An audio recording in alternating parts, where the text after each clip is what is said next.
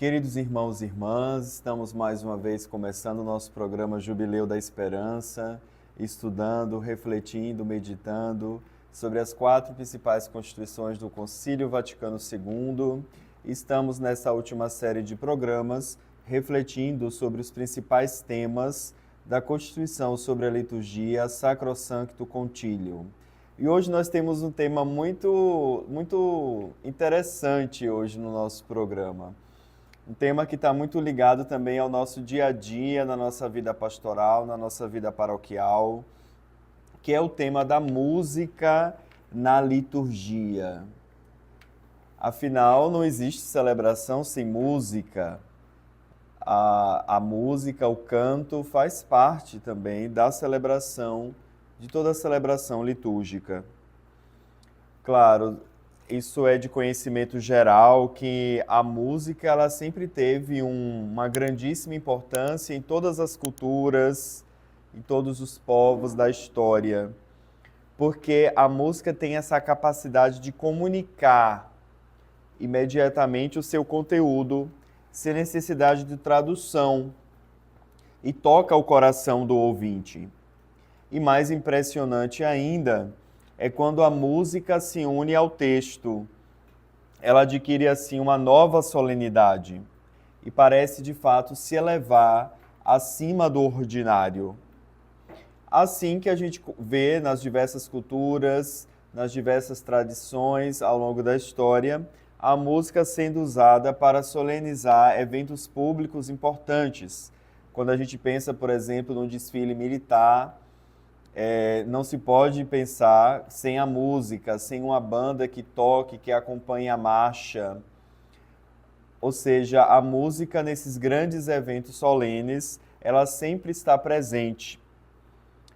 E no mundo espiritual, na experiência nossa com Deus, dentro do cristianismo, nós podemos entender também que o diálogo com a divindade necessita da música. Por que será que a música é tão importante na experiência espiritual? Porque justamente que a música tem esse dom de transportar a comunicação verbal para o nível novo e mais elevado, permitindo àquela pessoa que ora, aquela pessoa que tem aquela experiência com Deus, unir-se aos outros. Então a música ela une todos nós em torno daquela melodia, todos nós, toda aquela comunidade, toda aquela assembleia em torno daquela mesma letra. E assim nós podemos expressar com corpo e alma a complexidade também das nossas emoções. Então este é o dom que a música nos traz, ser uma expressão também do nosso interior. Se a gente olha para esses grandes compositores da história da humanidade, ou então até compositores da música que nós ouvimos no dia a dia, ela é sempre uma tentativa de expressar emoções.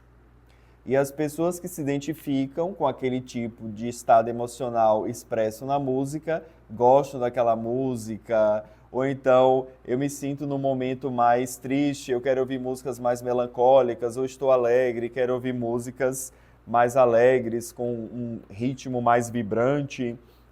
Então, assim, é a função da música. Ela consegue, de fato, atingir o nosso interior, atingir a nossa psique, a nossa afetividade, os nossos sentimentos. Por isso, ela é muito importante na experiência religiosa. Na experiência do cristianismo, nós vemos desde sempre as liturgias da igreja primitiva, depois da igreja antiga, sempre marcadas pela presença da música.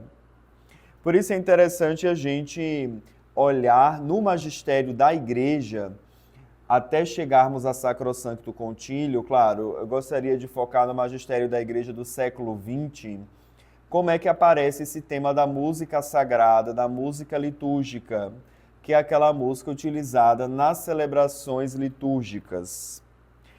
É destacável nos ensinamentos do magistério da Igreja o motu próprio do Papa Pio X, São Pio X, chamado Tra Solecitudine.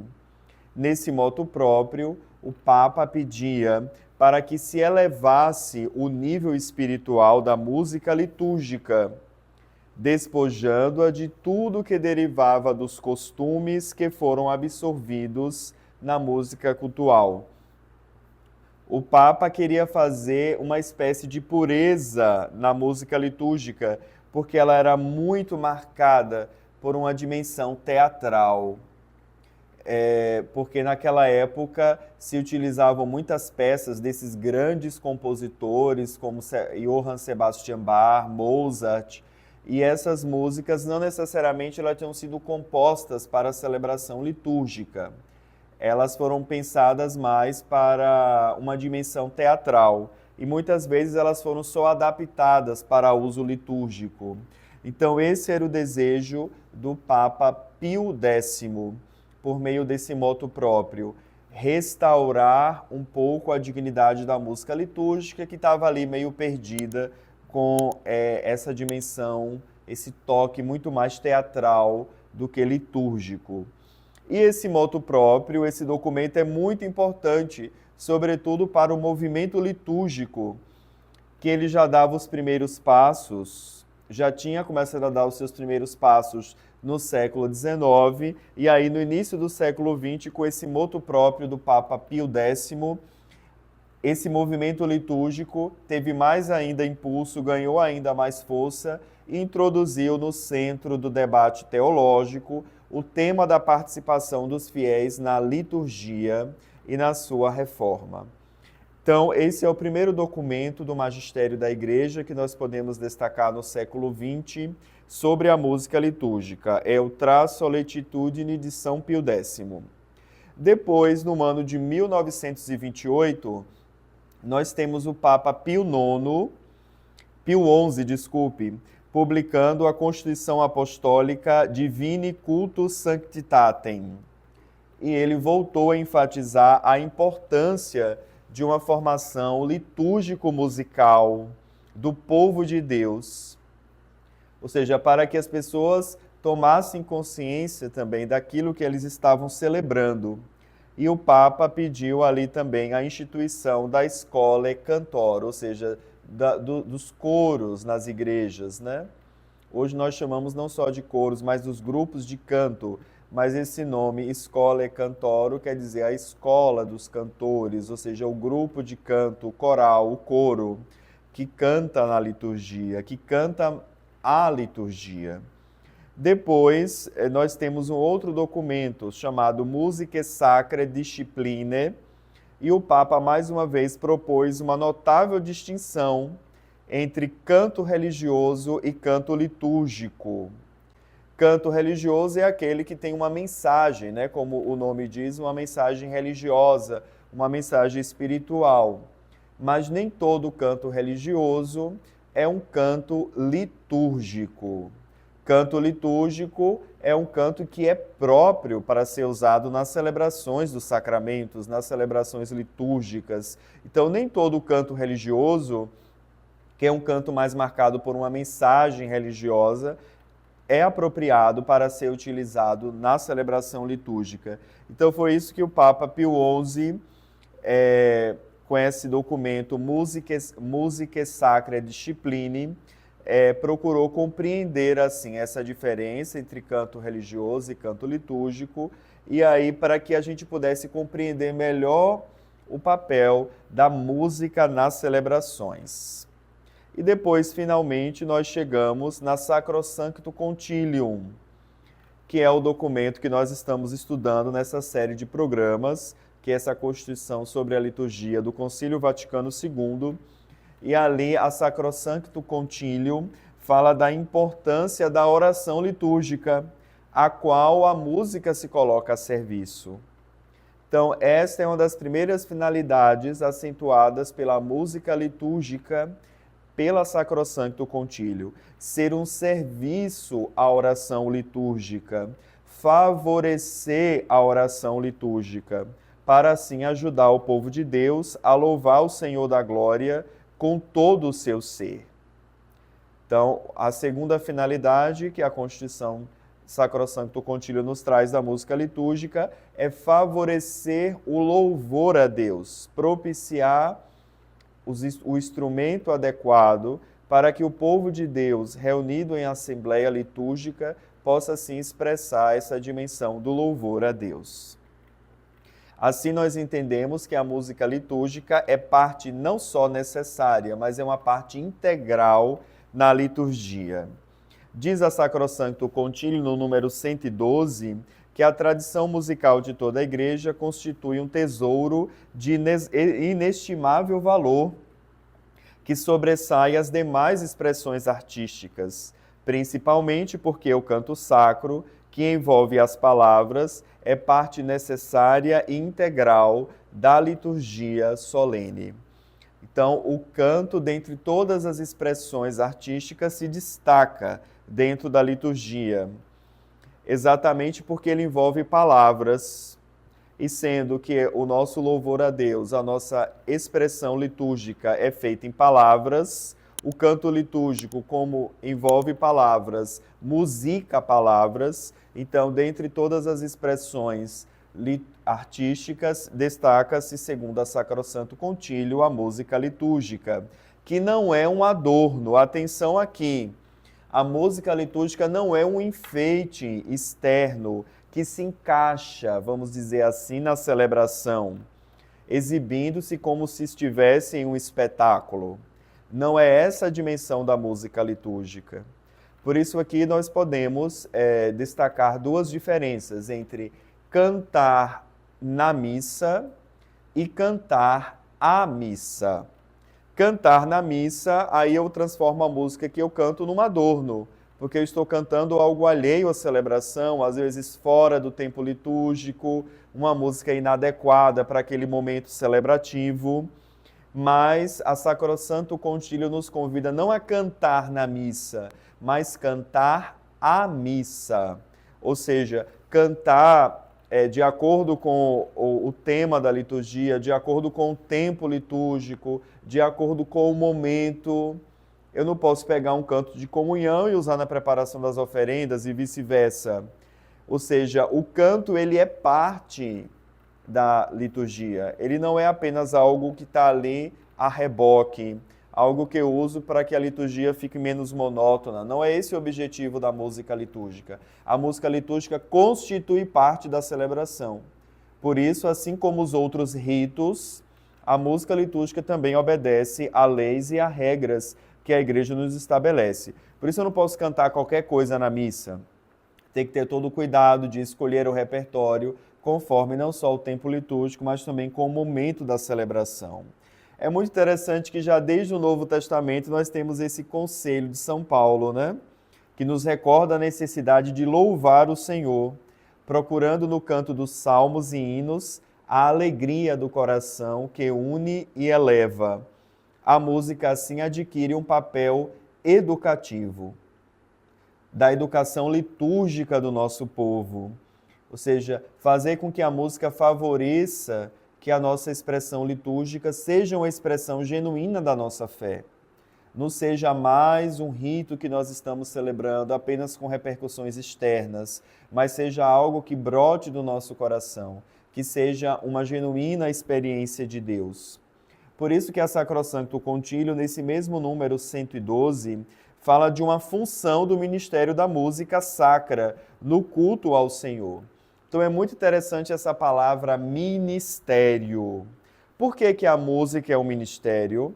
Ela é um ministério porque aqueles que realizam fazem em nome de outro, assim como ocorre em toda ação litúrgica. Então nós temos aquele grupo que anima os cantos na celebração, que dirige o canto e exerce o ministério, porque o exerce em favor de toda a assembleia litúrgica.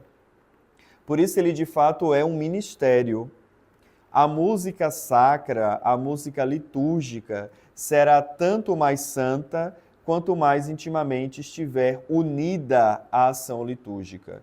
Esse é o segundo sentido que podemos dizer que a música litúrgica é um ministério, na medida em que ela está unida à ação litúrgica. Ele não é um apêndice que nós colocamos na celebração, não é um enfeite, não é um adorno à celebração, mas é algo que faz parte da ação litúrgica. Então, quanto mais essa música estiver integrada à ação litúrgica, quanto mais ela estiver integrada à celebração, ela mais santa, mais sagrada ela será. A Igreja aprova e aceita no culto divino todas as verdadeiras formas de arte. A Igreja nunca rejeita uma forma de arte, né? Por isso que, desde a escultura, a pintura, nós temos na nossa Igreja tudo aquilo que favorece essa expressão do culto divino, incluindo a música, ela pode entrar, fazer parte do culto divino, né? Por isso que todas as disciplinas artísticas, elas são chamadas a integrar, a participar no louvor litúrgico. Não é só a música. Como eu dizia, toda a estética da celebração, né? O modo como a disposição da Assembleia, o modo como nós arrumamos o altar, tudo isso colabora. A cor litúrgica, sabemos que cada cor litúrgica indica algo, né? Por isso que nós temos determinadas cores a ser usadas em determinados tempos litúrgicos. Então, tudo que é arte contribui, colabora nessa participação do louvor litúrgico. Assim, a gente nunca pode usar nas nossas celebrações de improvisação e de pressa, porque isso não é digno das nossas ações litúrgicas, de uma celebração da Páscoa do Senhor, de uma celebração do sacramento. Por isso, queridos irmãos e irmãs, o cuidado na preparação, né? O cuidado na disposição do ambiente litúrgico, com muito zelo, claro, com simplicidade, mas com nobreza. Por isso que, dentre as disciplinas litúrgicas, artísticas, dentre todas as expressões artísticas, a música litúrgica ela não deve apenas suscitar uma admiração, mas, sobretudo, a música é chamada a suscitar em nós essa participação. Porque nós, quando cantamos, quando tomamos parte dessa assembleia, respondendo em cantos, fazendo do canto litúrgico a nossa oração, nós estamos de fato entrando naquela liturgia. Não estamos apenas como espectadores externos, mas como de fato participantes.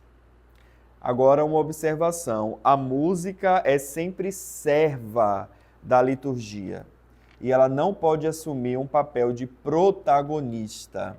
Isso é importante, ter bem isso em mente, que a música é serva da liturgia, ou seja, ela está a serviço da celebração. Não é ela que dá o tom, não é ela a protagonista, não é a música que comanda. Por isso que tem alguns tempos litúrgicos, por exemplo, o tempo do Advento, o tempo da Quaresma, que a Igreja pede que os instrumentos sejam tocados apenas para sustentar o canto.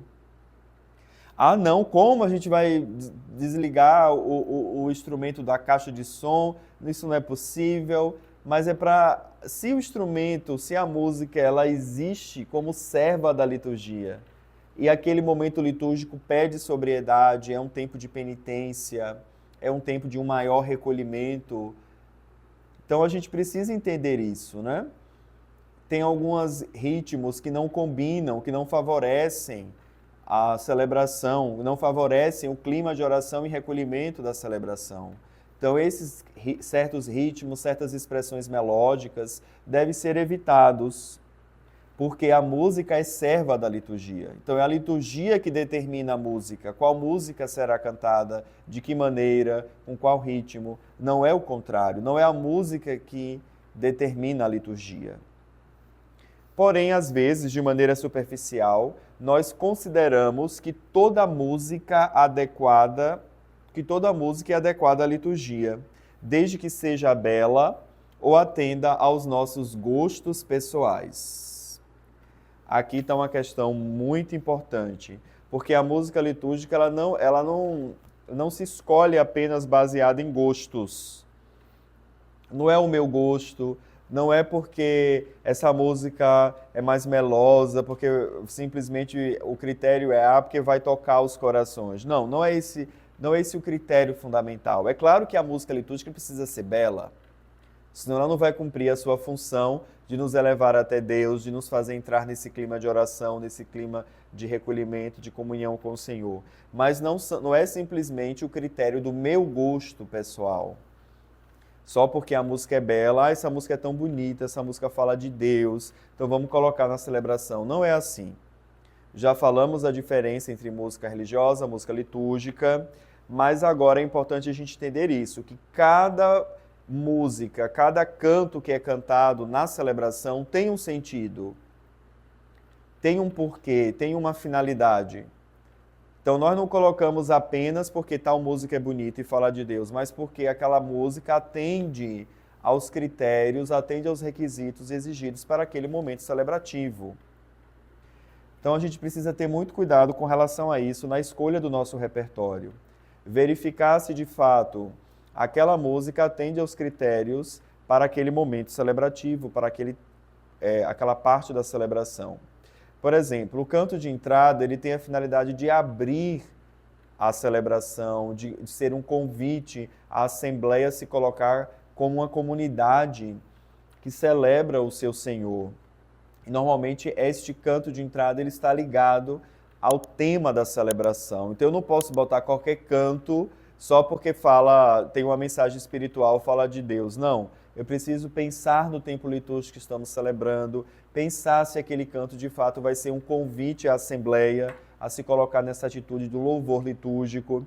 Então é isso, é ter esse critério no momento da escolha do repertório litúrgico. E o critério não são os nossos gostos pessoais, nem porque a música é bela e fala de Deus. Assim, nós temos 3 níveis de inspiração da música sagrada. O primeiro nível é o nível da qualidade e da dignidade artísticas, que é fundamental para toda música litúrgica. Claro, juntamente com a sinceridade da intenção do compositor.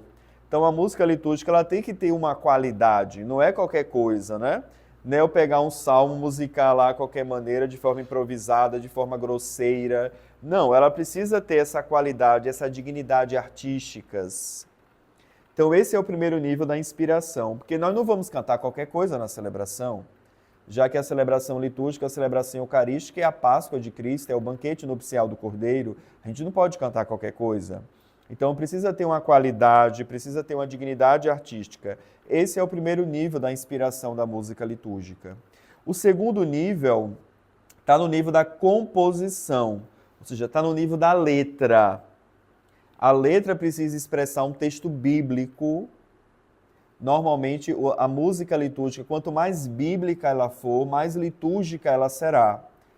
Ou então, um hino litúrgico, né, que tenha a ver, uma expressão que tenha inspirada sempre na Sagrada Escritura e que tenha a ver com a dimensão daquele tempo. Então, a primeira nível da inspiração da música sagrada é a qualidade e a dignidade artísticas. O segundo nível é o nível da composição, ou seja, da letra. E, finalmente, o terceiro nível da música litúrgica é o que combina os outros dois. Ou seja, eu preciso combinar uma melodia que seja digna com uma letra também de qualidade, que seja bíblica, uma letra que seja litúrgica. Não adianta eu ter uma boa letra e uma melodia ruim, porque eu vou ficar cortando a letra, né? Eu vou ficar picotando a letra, já que minha melodia não consegue terminar as frases. Não adianta eu ter uma melodia boa e composição ruim, porque ela vai ser uma música pobre, que vai ter uma letra de baixa qualidade, que não vai ser bíblica, que vai ser apenas uma questão mais até emocional ou infantil.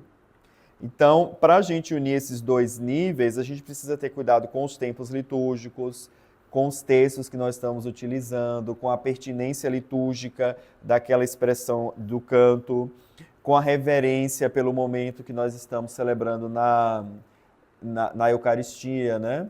Também com o significado, ter muito profundo o significado das intervenções musicais durante a celebração.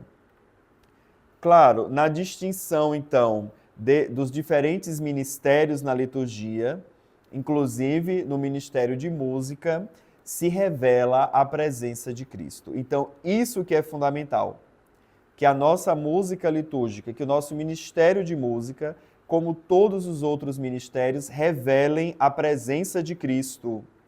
Cristo que exerce o seu sacerdócio na liturgia da igreja.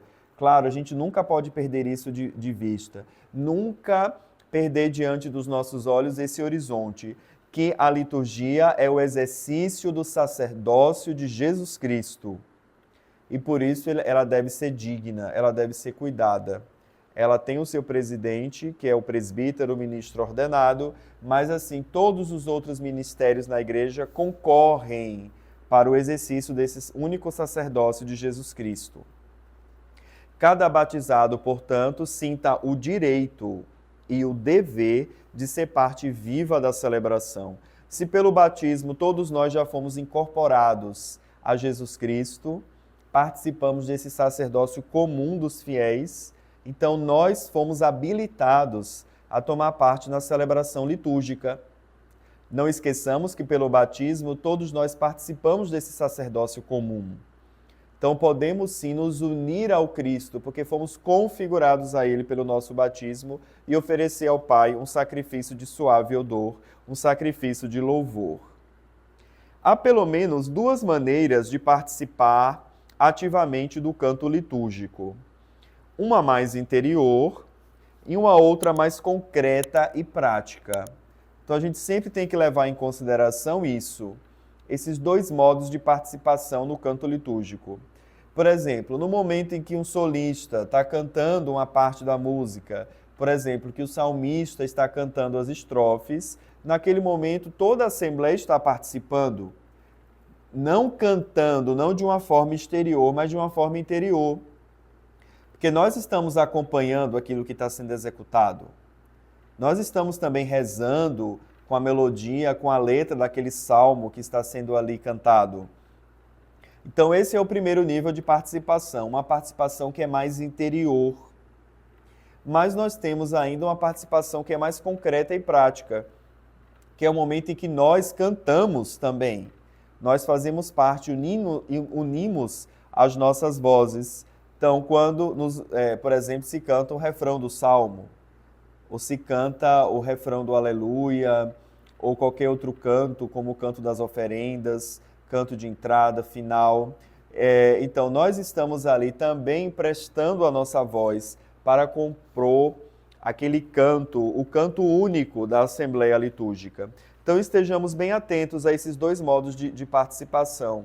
Às vezes a gente acha que, ele está cantando lá, o solista está cantando, não tem nada a ver. Não, eu também estou participando ali, eu também sou chamado a prestar atenção naquela letra, porque aquela letra é uma oração não só do solista que está fazendo o solo, mas também a minha oração, a oração de toda a Assembleia Litúrgica.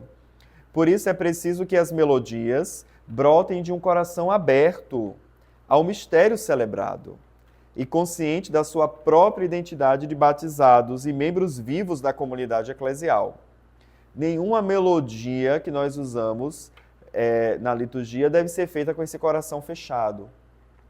Esse coração que não se abre a essa graça do mistério. Afinal, é um mistério que nós estamos celebrando. O mistério do amor de Deus que se dá naquele altar. O mistério da Páscoa do Senhor, o mistério da nossa salvação, o mistério da fé. Então, a música litúrgica deve ser fruto desse coração aberto, desse coração dilatado, alargado, que faz a experiência concreta com o amor de Deus expresso nas celebrações litúrgicas. Por isso, nós podemos, então, destacar aqui, por meio da música litúrgica, o poder da oração cantada, que deriva precisamente desse envolvimento total da pessoa no canto. Então, Santo Agostinho já dizia isso, né? Que quem canta reza duas vezes. É nesse sentido que a oração envolve a oração cantada, o canto litúrgico, envolve todo o nosso ser. Então, nos ajuda a fazer uma experiência ainda mais integral com Deus, uma experiência total, ou seja, de toda a nossa pessoa humana com Deus. Por isso, devemos cuidar muito da música litúrgica nas nossas celebrações. Não achar que a gente pode cantar qualquer coisa, escolher tudo ali de improvisado na última hora. Não, tudo tem um sentido, tem um porquê. Precisamos ajudar a Assembleia a fazer a experiência de Deus concreta em cada celebração. Por isso que a Sacrosanto Concílio sempre falava dessa importância, nos ensinou a respeito da importância da música litúrgica. Nós estamos, então, encerrando esse programa aqui e no próximo programa nós vamos continuar com esse importante tema da música litúrgica. Então, te espero no próximo programa. Deus abençoe.